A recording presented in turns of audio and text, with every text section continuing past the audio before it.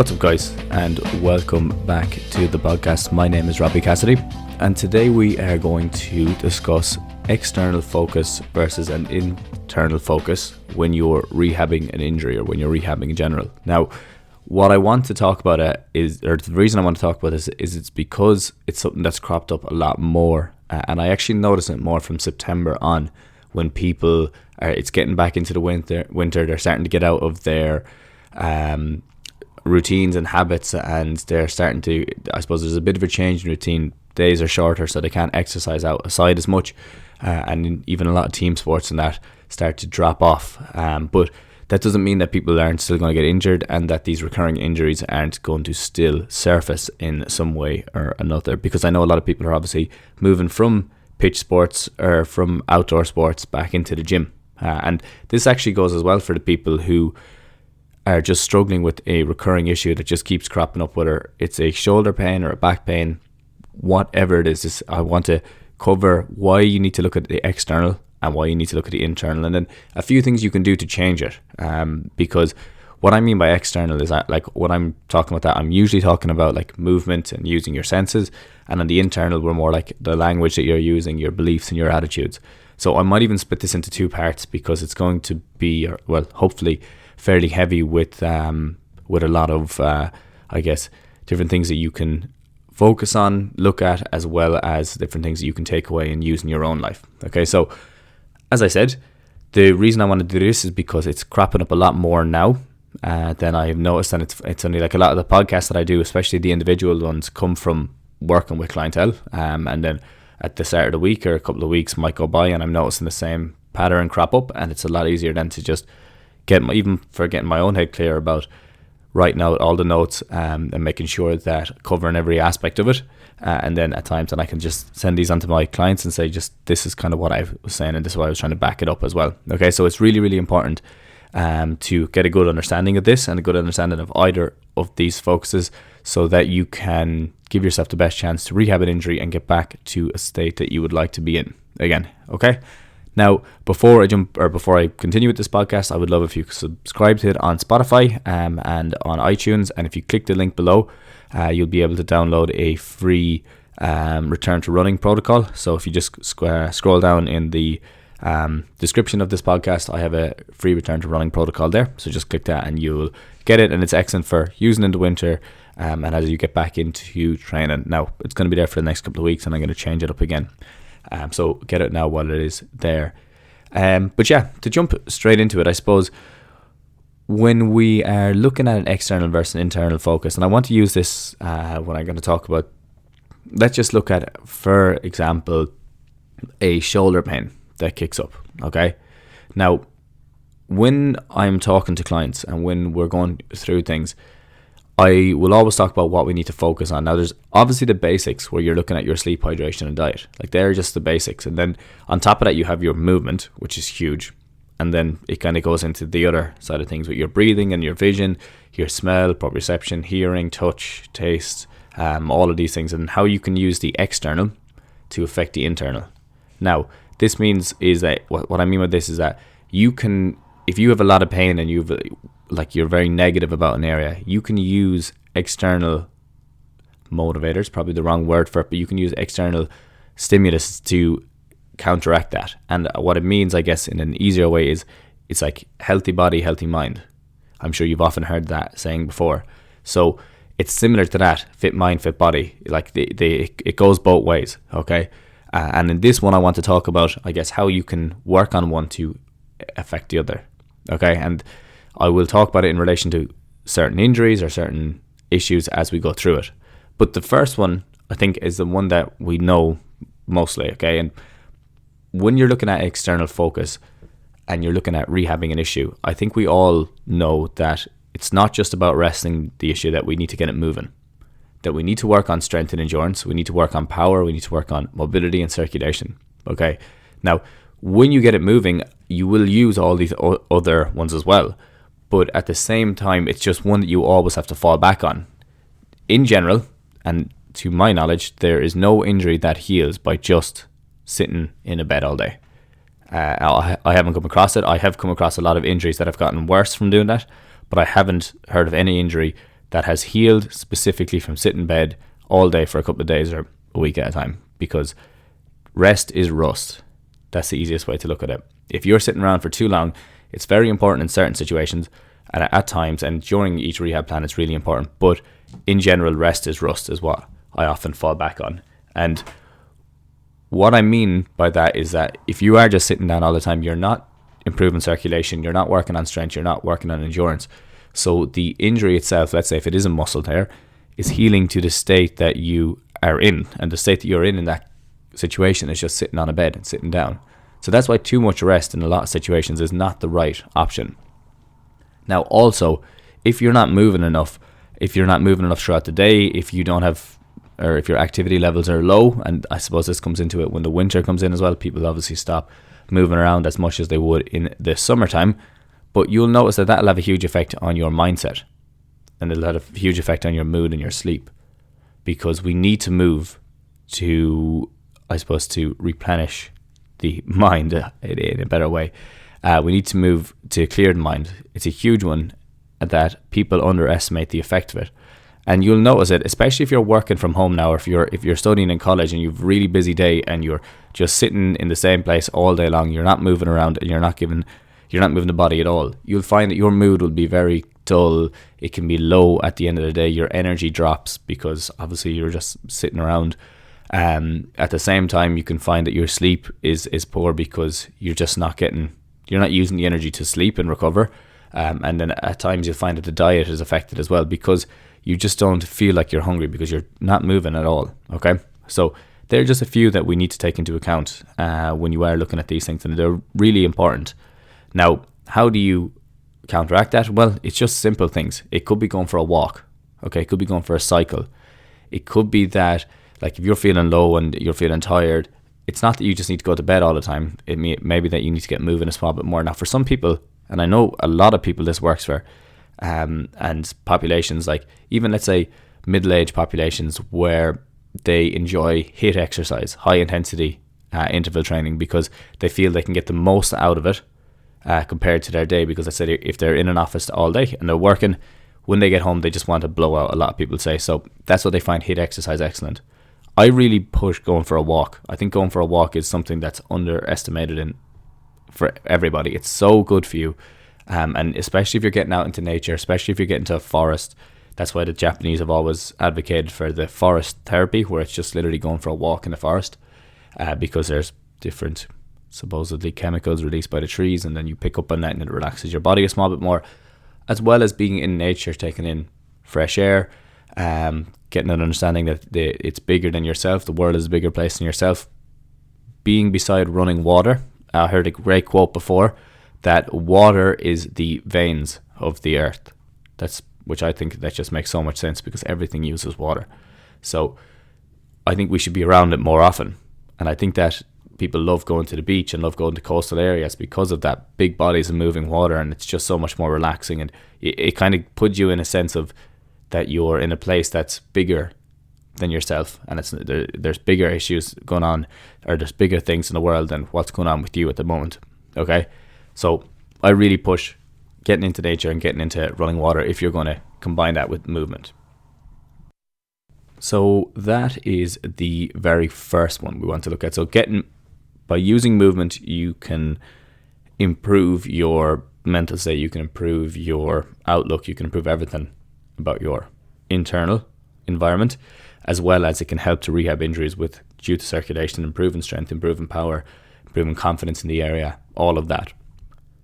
Now, the next one I'll move on to is so important, and I've done podcasts on this itself, because it'd be very hard to cover all of this in just the next couple of minutes. So I have done other podcasts on, it's breathing is obviously the one I'm going to talk about, but I have done other full podcasts on breathing.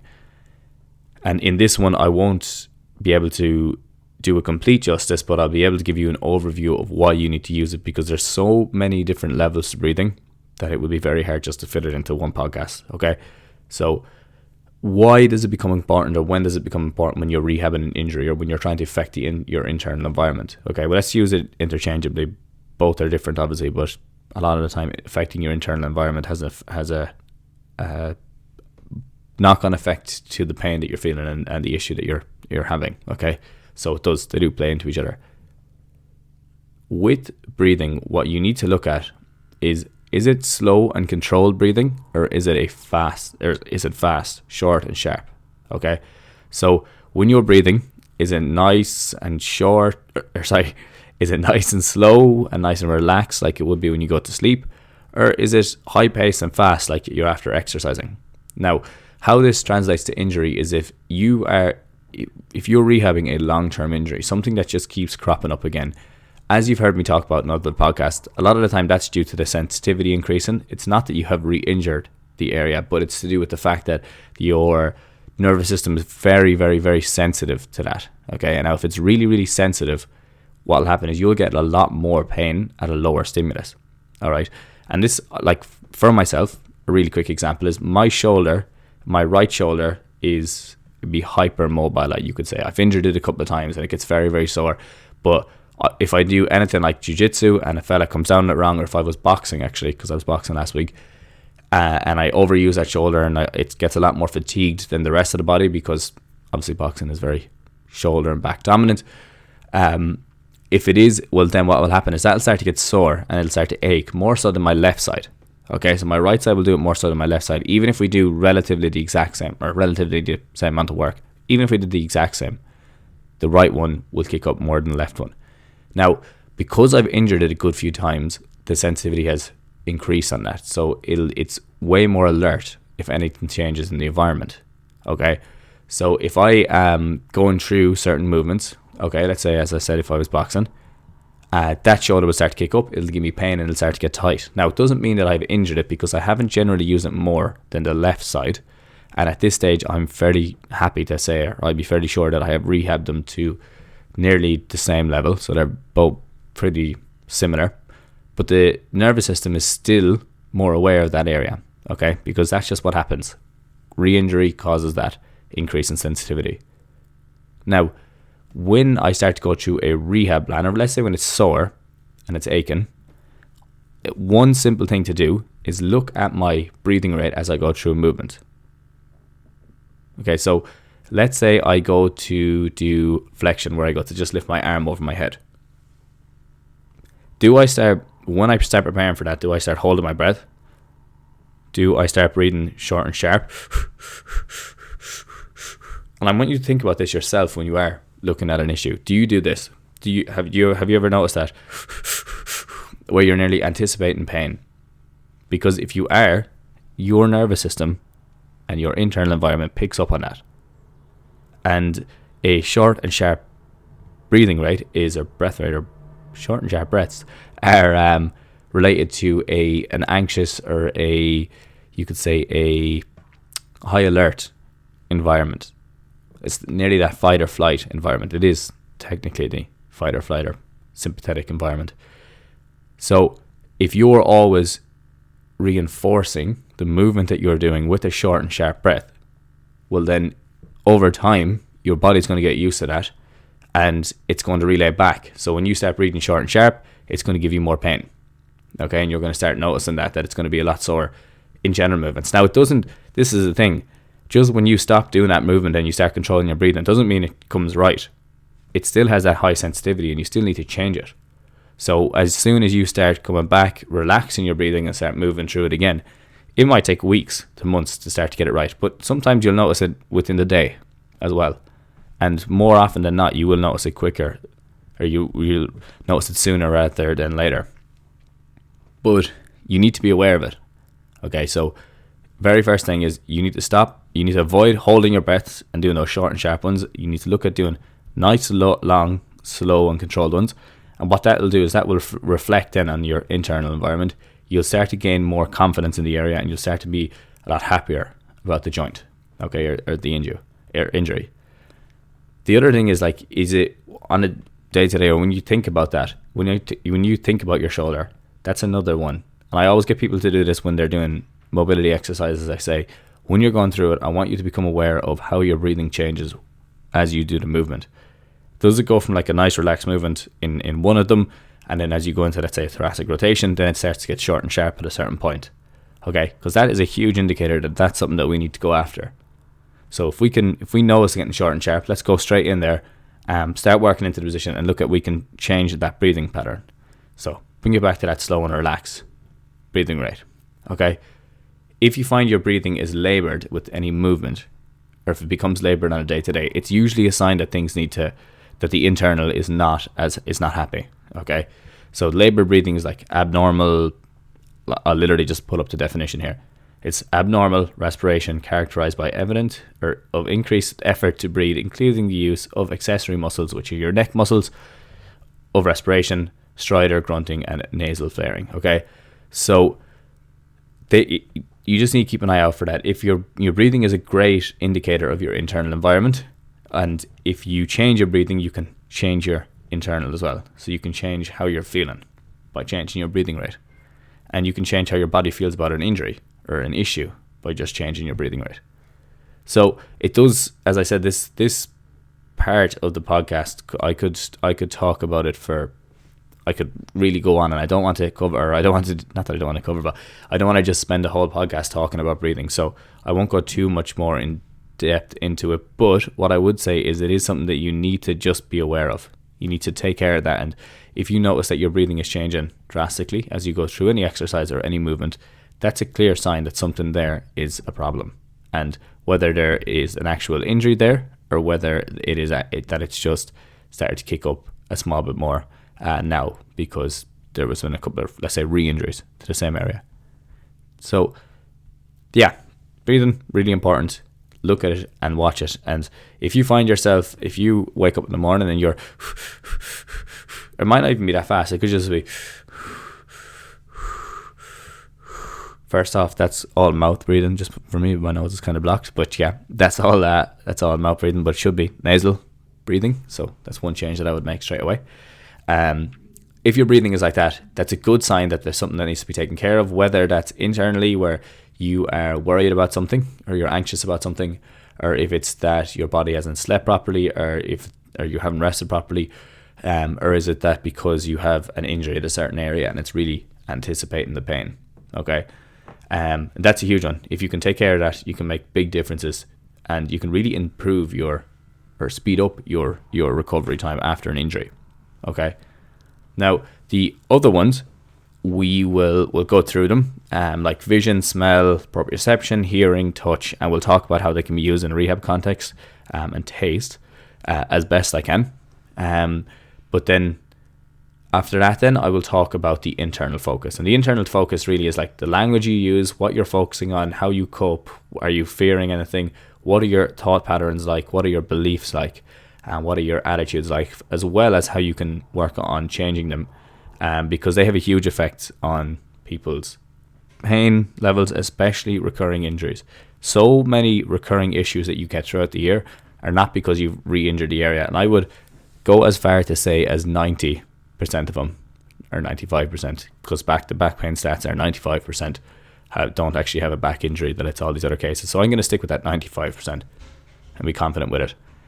The case there is that the body is flaring up to whatever is changing in your environment around you, and you would be surprised. It's extremely hard if somebody's in a mechanical mindset where they think certain parts of their body are affecting what owns way up along the chain. While in some cases it may be an acute response, but in the chronic response, where it's something that keeps happening, acute, let's say in the first couple of weeks, chronic after that, most likely not the case.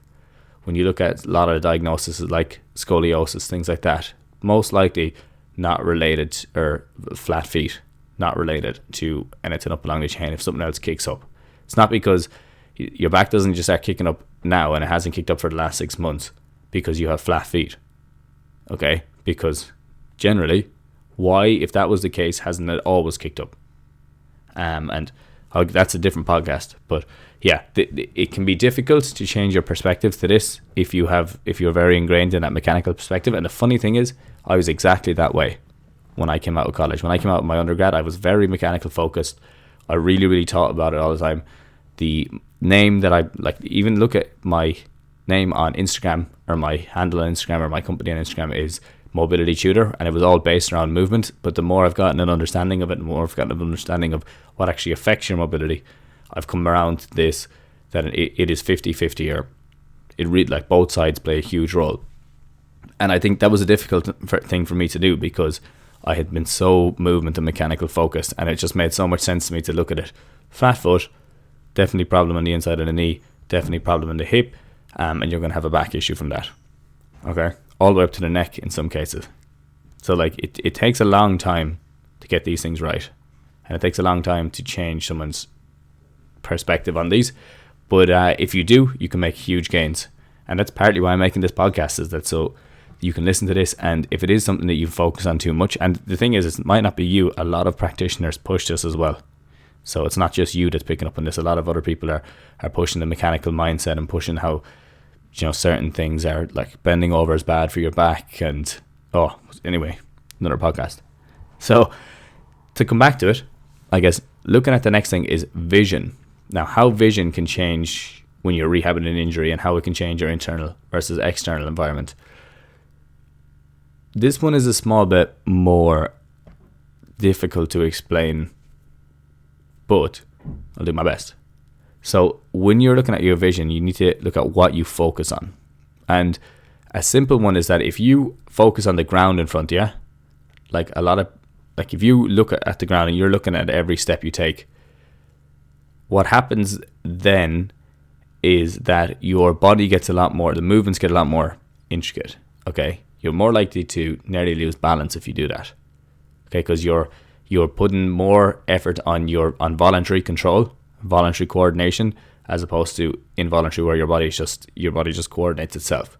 So if you're looking at the ground all the time, right in front of your feet, it's going to be very difficult to move fast and to move in short.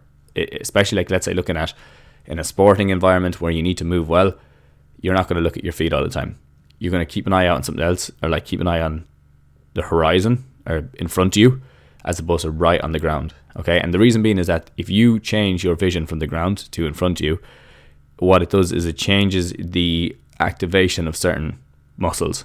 Okay, so it's more of a like central strategy as opposed to like a proximal strategy, or distal. Or sorry, wrong way around. It's more of a proximal strategy, which is central, as opposed to a distal, which is more towards like your digits, out towards your toes, out towards your feet. It's away from the center. Okay, and a lot of the time that is it's a great idea, and it depends what you're doing when you are rehabbing. Like, because sometimes you do need to have a distal strategy, in that let's say if you're working on your ankles, a lot of the time you just need to at the start have that distal strategy so they build up the strength, but then you start to work on more of a proximal strategy, where, now not to be confusing you, where you're looking out in front of you and you're basically letting the body and nervous system figure out the movements for themselves, to get them a lot more slick, more coordinated, and less input from yourself, and like less conscious input and more subconscious input.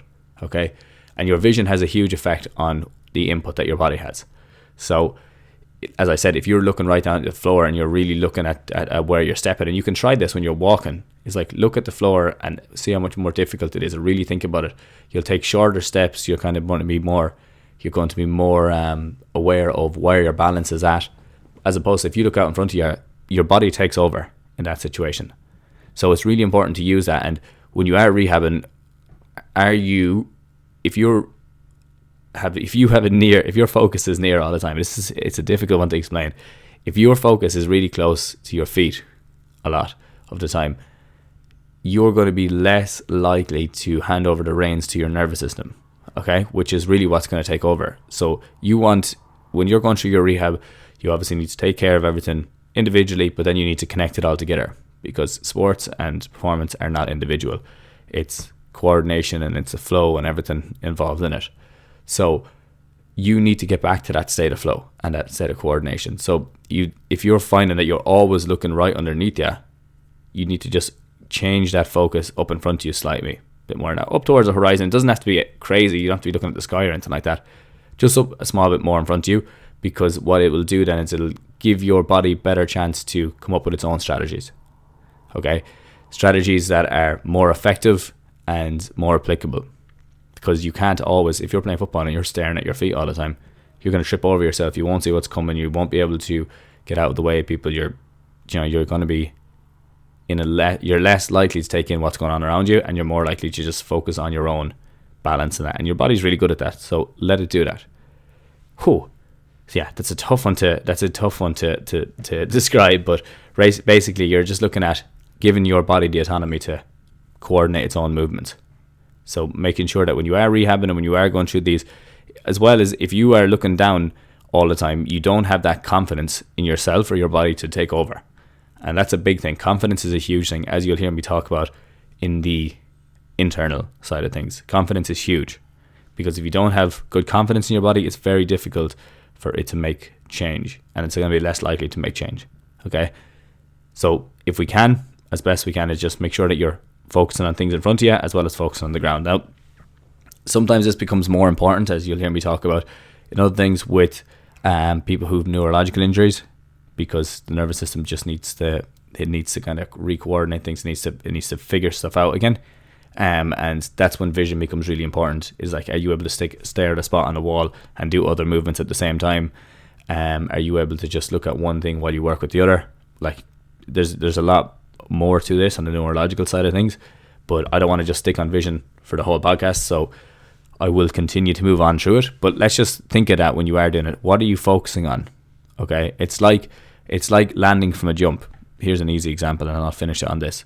If you always look at the ground when you land from a jump, like, that's going to be important at the start of your rehab, or you kind of look where you're landing, you get a good idea, and you're nice and comfortable landing. But as you move through your rehab, you should move from looking at the ground to looking at a ball coming in, because then your body will coordinate the movement of landing itself while you're still focusing on catching the ball. Okay, so that's hopefully kind of puts it all into one, and you have a better idea now about why it's important. Whew, that one is, I knew it was going to be a long-winded one, so hopefully it wasn't too long for you. Now, smell is the next one. Smell is an interesting one because it's associated with feelings that can affect your mood. I'm sure you've noticed if you go into a certain place, or if you get a certain smell, it starts to remind you of things, of your environment, of what you're in, of what you're preparing to do. In weightlifting, they obviously use that. I could be wrong. I think it's ammonia. I think it's what it's called, smelling salts, where you smell it and it just hypes you up and you get a really, really sharp burst of adrenaline.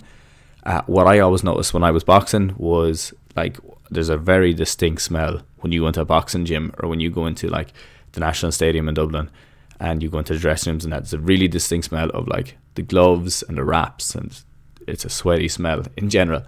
But I always noticed that always helped me to kind of hype up a small bit. Once I got into that, I was into that frame of mind, and I really associated that. Even when I was out of it, if I got that same smell anywhere, it's not really the same in a dressing room as it is in a boxing place, but they're slightly different.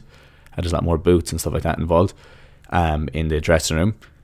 But I always noticed that it kind of hyped me up a small bit. So I think with that, you're just looking at how it's affecting your internal or external environment. Is if you get a certain smell, does that change your mood?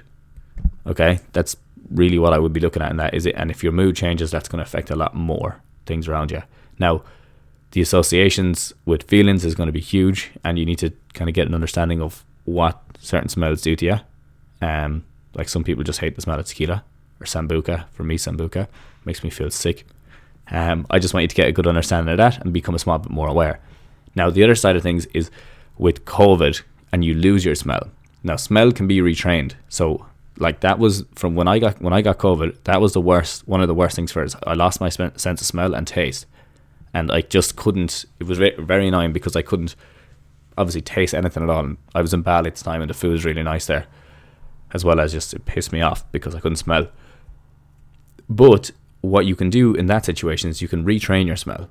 And I was non-stop at this, where I was picking up everything around the house, from candles, and I was smelling bushes, I was smelling clothes, I was smelling chairs, literally everything. I wasn't smelling the seat of a chair, obviously, but I was smelling everything, like leather chairs, anything like that, and aftershaves and perfumes and colognes, everything, to try get my smell back. And to be honest, once I was very strict with it, it took about 3 days for my smell to come back to a fairly good level, because I was just non-stop focusing on smelling different things all the time. So, just as a side, that's a nice one for if you had COVID and you have lost your smell. That one really works. Moving on. And I'm going to do this in 2 parts now that I think about it, because I don't want this podcast in 2 parts, because I don't want it to be just drawn out everything. I want you to be able to take this home and put it in place, and then next week then you can take the second half home and you can put that in place, and you'll have a good idea of both. But the next one I suppose we're looking at is proprioception and balance. Now this ties into vision a lot, where it's like you're standing on a firm ground or you're standing on a soft pillow. What you're doing while you are trying to do it. So like, as I said, if you're catching a ball, if you're hand passing the ball off a wall while standing on 1 foot, that's going to be a huge one. But now what I want you to do is put your foot on a pillow and now try it. Dual tasking becomes a lot more difficult, and it's going to test your proprioception and balance. The better your balance, the more confidence you're going to have in your body. Like, you're just going to feel a lot more confidence about yourself. Not that it's just like train your balance and you get a lot of confidence, but it does help a lot that if you're able to go through movements and you're still keeping a center balance, you're not falling over, that you're just going to get that much more confidence, and you're going to see that the rehab is working for you. So test your balance. Just consistently test it out and see where you need to improve on it, and see what your coordination is like. Because balance is basically all of these things together. It's nearly all of your senses go into to generate your balance, from your vestibular to your vision. If you want to make it tougher, close your eyes. It's going to make it way harder to do stuff. From your touch, everything kind of comes into play with balance. So I would try to mess around with those and see what works for you when you are doing it, and that will obviously affect the recovery for your injury, and it'll improve coordination, but it'll also, on the internal side of things, works on improving your confidence, because you'll just feel a lot more confident if you have good balance. Okay, so moving from there, we're looking at hearing. Hearing is like listening to cues and putting things in place. Now what I would say in this case, it'd be like if someone tells you a cue, are you able to just take that into account and then put it into place, or are you able to listen to a metronome and keep the beat? So it's like boom, 2, 3, 4, 5, 6, 7, 8, and are you able to keep the beat as you do that? A lot of it's the same as like when you're timing things. If you time something and you get that 1, 2, 3, 4, 5, you'll notice that it's a lot. In a lot of movements, obviously it works on strength and it works on everything else. There's a lot of things that play into that. But keeping that focus is huge, because it just keeps you in line with everything. And your body loves rhythm. It really, it loves rhythm. Your nervous system loves rhythm. I'd go as far to say that being in a flow state means that you are in a rhythmic state. So music helps you get into a flow state, because it's a very set rhythm of what you know to get into, I would think. Now, the other thing is like not focusing on cracks and clicks. That's the other thing. You can't, every time something cracks, you don't think, oh God, because everything cracks and clicks. And that's why, like, if you go to somebody and they just crack your back and say that was your problem, that is a load of shit. Sorry for cursing, because I can crack my knuckle here, and then I can wait till the end of this podcast and I can crack my knuckle again. Does that mean my knuckle was out of place? No, it doesn't. So I have a big problem with that, as I'm sure you noticed. But I guess the last few then is like you're looking at touch and taste, and how you can incorporate these a small bit different. With touch, it really comes back to like the balance side of things, where you'll have a lot more confidence if you're holding on to something. And what I always say to people, like, if you want to find the easiest way to improve your mobility in your squat, hold on to something and do a squat. Okay, put your back against something and do a squat, and I can nearly guarantee that you'll go all the way ass to grass or close to it. Like, nothing changed there, only the fact that your body's more confident. If you hold on to the banister stairs and you try going to a squat, nothing changes, only that your body's more confident and you can balance yourself. That's the only thing that changes. You don't get any massive mobility adaptation from doing it, and that's why sometimes when people push a lot of these mobility fixes, they are just relying on these type of, like, where you're just holding on to something and you have that security, and then sometimes they're just relying on nothing and they're just giving you random things to do, and I have an issue with that as well. So really, really important is, well, I guess the other side of touch is it becomes more important. Neurological issues, maybe someone might have a stroke and they have sensation loss where they can't differentiate between sharp or blunt, or they can't differentiate between hot or cold. Now that obviously becomes a lot more intricate then in what you do, where you're rubbing different cloth and you're pushing needles and you're testing it and making sure they get a better idea of it, and then you get them to look at it while they're doing it as they're rubbing it up and down. And if you have sensation loss, this is a simple kind of a way to fix it or to help it, is look at it, or first do it without looking at it, then do it when you are looking at it, and then go back to doing it without looking at it again. That's your incorporating vision and everything with it, and that will help you to regain the sensation over time. It takes a long time though, so it's not something that you just will fix overnight. Okay, but really they're the main ones. Taste is not my speciality. I just have it here in front of me because I wanted to mention it. It's something that if someone knew more about, I would love if you could send it on to me and let me know. I do know that when you are trying to balance yourself, if you look at the likes of Michael Jordan, if you look at top players, a lot of the time they use their tongue when they're balancing, because it does help you to balance. It's more like it can act as like a center balance for your time. It's not a center balance, but it can act as something to help your balance as you move. And I was doing it there at the same time. It is something that is very, very helpful, and it's useful, and it can be improved upon. But obviously if you're wearing a gum shield and that, it makes it that bit harder. So not in terms of taste specifically, but more in terms of the tongue movement, is a great one to keep balance. Now, that is everything for part 1 of this podcast, and I will talk about part 2, and I'll try to connect up the 2 then in part 2 a small bit more, so you'll have a better idea of how to use them, when to use them, and how you can incorporate them. This doesn't just have to be an injury, it could be an issue like something that keeps flaring up. And it could be just that your mood is down, or that your body is really stiff and sore, and you're wondering how you can change it, because the internal can change stiffness and soreness, and the external can change mood. Okay, and that's really the kind of main side of this podcast that I wanted to get across as well, is that you can change it using one against the other. Okay, but that's all for me today, guys. Keep an eye out for part 2. I will have it out very soon. And I thank you so much for listening. Make sure to get your free return to running protocol at the bottom of this. Just check the description, click it, and you'll be able to download it on your phone or whatever, your laptop, whatever you're listening to it on. I would also love it if you could follow me on TikTok. I'm working a lot more out there. We're building that up, as well as Instagram at the Mobility Tutor. Both are the same. And lastly, if you could please subscribe to this podcast, so you get them when they come out, and you can set alerts to so when part 2 comes out, it'll pop up on your phone and you'll see it straight away. But that's all from me today. I really, really appreciate you listening to this podcast. I've seen a good increase in the numbers in the last couple of weeks, so that's a huge sign that obviously people are sending them to their friends, and that it's starting to get a bit more popularity, which is excellent, and I'm delighted to see that. And I hope that I can continue to bring you good content and informative content and stuff that you can start to use. Like, this podcast is really about applicable stuff, this one here today, and I'm always trying to bring that practical, applicable information to you. So thank you so much for listening, and I will chat to you all again next week. Have a good one.